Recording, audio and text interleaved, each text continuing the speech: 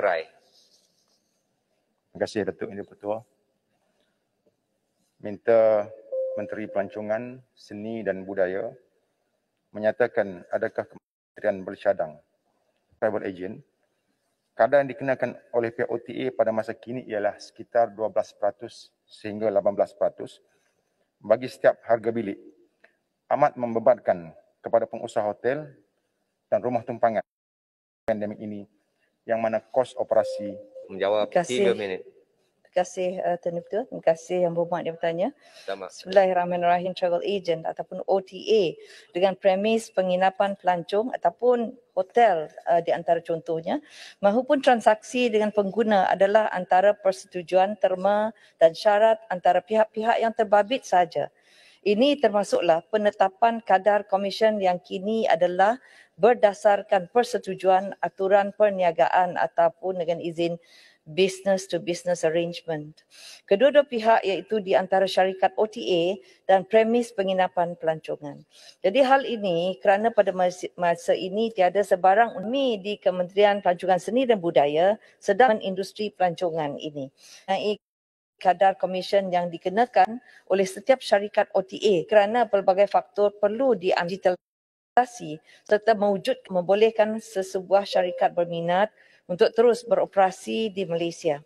Pada masa yang sama, ia bukan hanya menyentuh ehwal pengguna KPDNHEP. Sekian, terima kasih. Terima kasih Menteri. Soalan tambahan yang pertama, sila 30 saat. Boleh keras. Terima kasih Datuk Yang Dipertua. Terima kasih Yang Berhormat Menteri atas jawapan yang telah diberikan.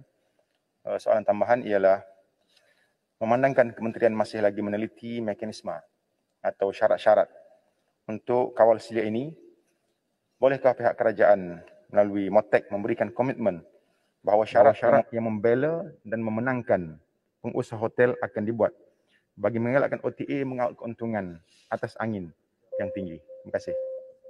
Sila Menteri. Terima kasih Yang Berhormat. Terima kasih Tuan Ketua. Seperti yang saya sudah terangkan tadi, kita perlu melihat perkara ini dari sudut yang lebih luas. Jika dilihat dari satu sudut, mungkin boleh dikatakan pengusaha premis penginapan pelancongan seolah-olah tidak mendapat manfaat manakala OTA mengaut keuntungan atas angin. Namun sebenarnya kedua-dua pihak saling memerlukan satu sama lain untuk memberi kelebihan kepada pihak masing-masing. Contohnya, syarikat OTA memerlukan penyertaan banyak premis penginapan pelancongan bagi memberi pilihan yang lebih dan menarik kepada pengguna.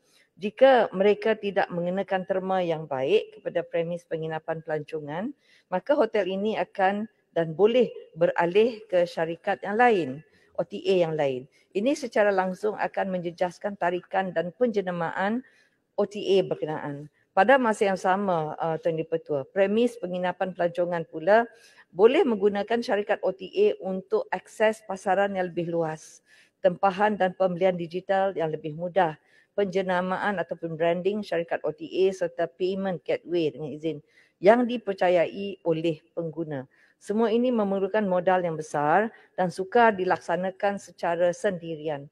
Maka jaringan perniagaan kedua-dua pihak ini adalah saling berkait dan boleh mempengaruhi perbincangan terma mereka. Justru hubungan kerjasama perniagaan di antara syarikat OTA dengan pengusaha premis penginapan pelancongan ini merupakan salah satu alternatif perniagaan untuk menjual bilik pada harga yang kompetitif kepada tetamu.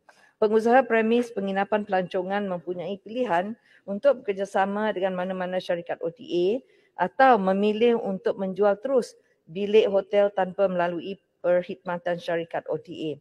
Seterusnya, memperolehi keuntungan maksimum tanpa perlu berkongsi jualan dan keuntungan tersebut dengan syarikat OTA. Sekian, terima kasih. Terima kasih Menteri.